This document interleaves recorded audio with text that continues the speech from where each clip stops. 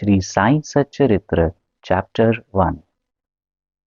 Obeisances, the story of grinding wheat and its philosophical significance.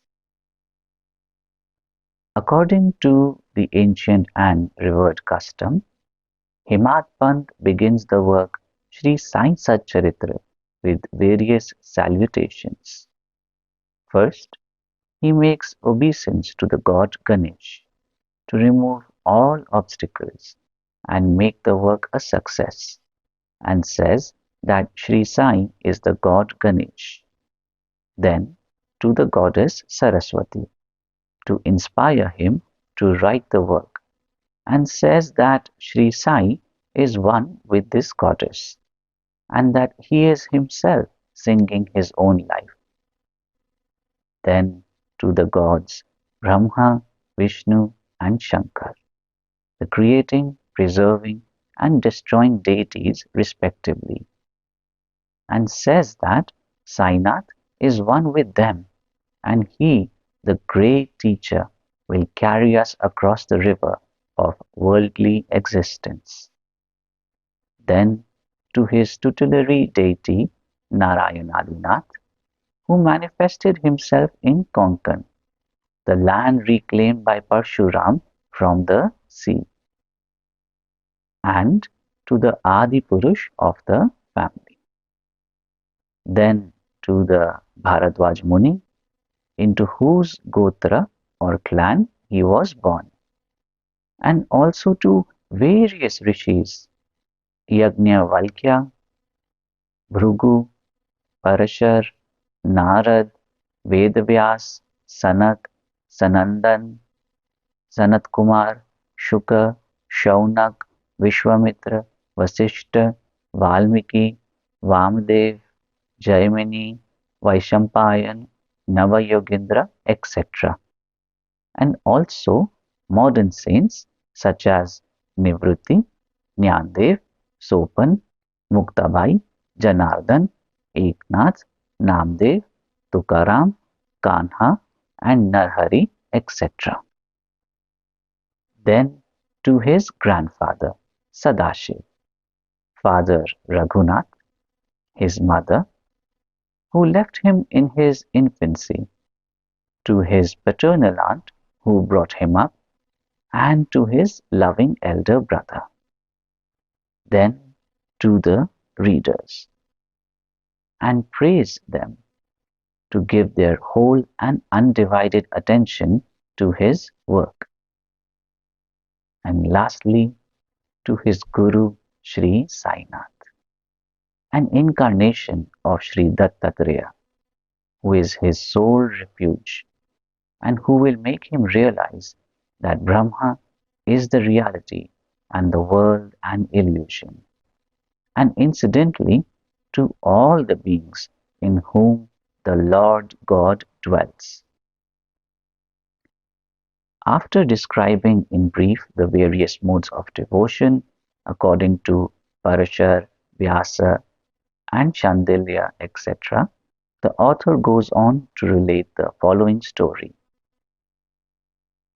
It was some time after 1910 that I went one fine morning to the masjid in Shirdi for having a darshan of Sai Baba. I was wonderstruck to see the following phenomena. After washing his mouth and face, Sai Baba began to make preparations for grinding wheat. He spread a sack on the floor and thereon set a handmill. He took some quantity of wheat in a winnowing fan, and then drawing up the sleeves of his kafni and taking hold of the peg of the handmill, started grinding the wheat by putting a few handfuls of wheat in the upper opening of the mill and rotated it. I thought, what business Baba had with the grinding of wheat when he possessed nothing and stored nothing, and as he lived on alms? Some people who had come there thought likewise, but none had the courage to ask Baba what he was doing. Immediately, this news of Baba's grinding wheat spread into the village, and at once men and women ran to the masjid and flocked there to see Baba's act. Four bold women from the crowd forced their way up and pushing Baba aside took forcibly the peg or handle into their hands and singing Baba's Leelas started grinding. At first, Baba was enraged, but on seeing the women's love and devotion, he was much pleased and began to smile. While they were grinding, they began to think that Baba had no house, no property, no children, none to look after, and he lived on alms, and therefore he did not require any wheat flour for making bread or roti. What will he do with this big quantity of flour? Perhaps as Baba is very kind, he will distribute the flour amongst us. Thinking in this way, and while singing, they finished the grinding, and after putting the handmill aside, they divided the flour into four portions and began to remove them by taking one portion per head. Baba, who was calm and quiet up till now, got wild and started abusing them, saying, "Ladies, have you gone mad? Whose father's property are you looting away? Have I borrowed any wheat from you so that you can safely take the flour? Now do this. Take the flour and throw it on the village borders." On hearing this, the women felt abashed and whispering amongst themselves went to the outskirts of the village and spread the flour as directed by Baba. I asked the Shirdi people, what was this that Baba did? They replied, as the cholera epidemic was spreading in the village, this was Baba's remedy against the same. It was not wheat that was ground, but cholera itself was ground to pieces and pushed out of the village. From this time onward, the cholera epidemic subsided and the people of the village were happy. I was much pleased to know all this, but at the same time, my curiosity was also aroused. I began to ask myself, what earthly connection was there between wheat flour and cholera? What was the causal relation between the two, and how to reconcile them? The incident seems to be inexplicable. I should write something on this and sing to my heart's content Baba's sweet Leelas.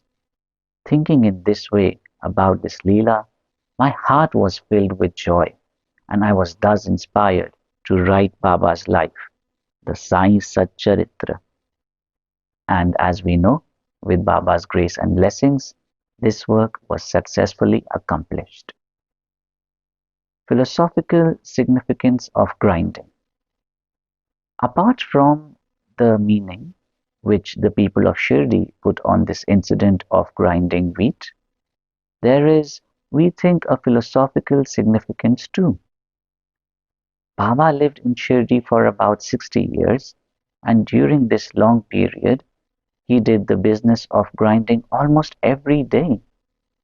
Not, however, the wheat alone, but the sins, the mental and physical afflictions, and the miseries of his innumerable devotees.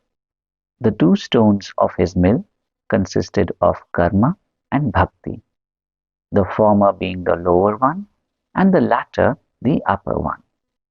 The handle with which Baba worked the mill consisted of dhyan. It was the firm conviction of Baba that knowledge or self-realization is not possible unless there is the prior act of grinding of all our impulses, desires, sins, and of the three gunas, viz. Sattva, Rajas, and Tamas, and the Ahankar, which is so subtle and therefore so difficult to get rid of.